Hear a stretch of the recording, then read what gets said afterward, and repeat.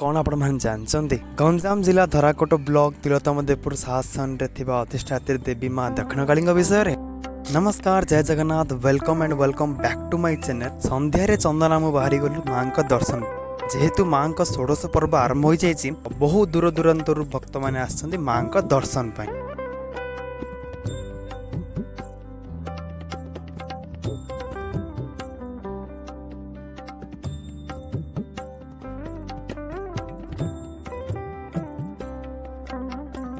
आश्विन मासरे माँ दक्षिणकाली षोडश पर्व बहुत प्रसिद्ध। यही पर्व को बहु आडंबर सहकारे मना जाए। प्रथानुसार यह आश्विन कृष्ण पक्षर मूलाष्टमी आरंभ हो आश्विन शुक्ल पक्षर महानवमी जाए चली थाए।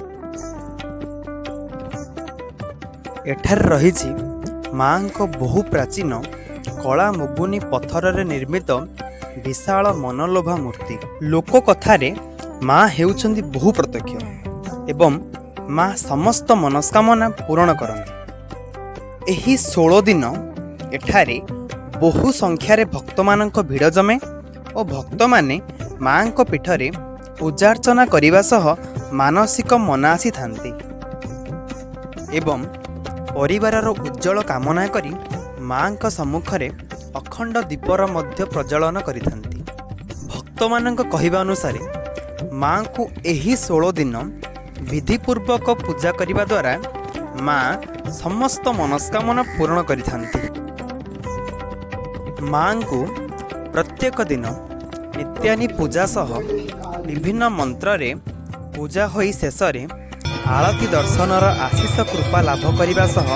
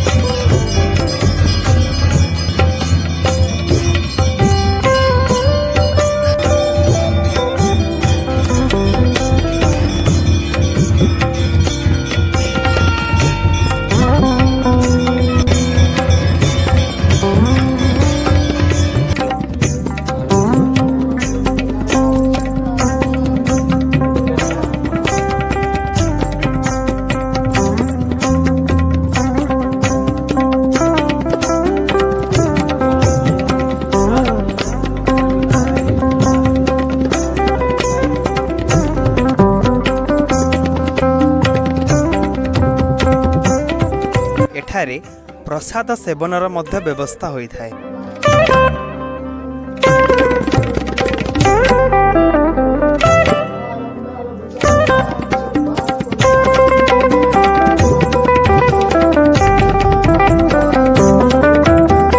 वर्तमान एठारे पूजक अशोक कुमार पंडा माँ को सेवारे नियोजित अछंती, जी कि तांको पूर्वज भी माँ को यही सेवा करी आछंती। आज पाई एतिकी। जदि वीडियोटी आपण मानक भल लगे तो वीडियोटी को लाइक कर दियंतु, चैनल रे न्यू तो चैनल को सब्सक्राइब कर दियंतु एंड कमेंट रे जणाइबे केमती लागेला वीडियोटी। जदि कोनो त्रुटि देखा जाए तो क्षमा कर देबे। रहिली जय मां दक्षिणकाली, जय जगन्नाथ।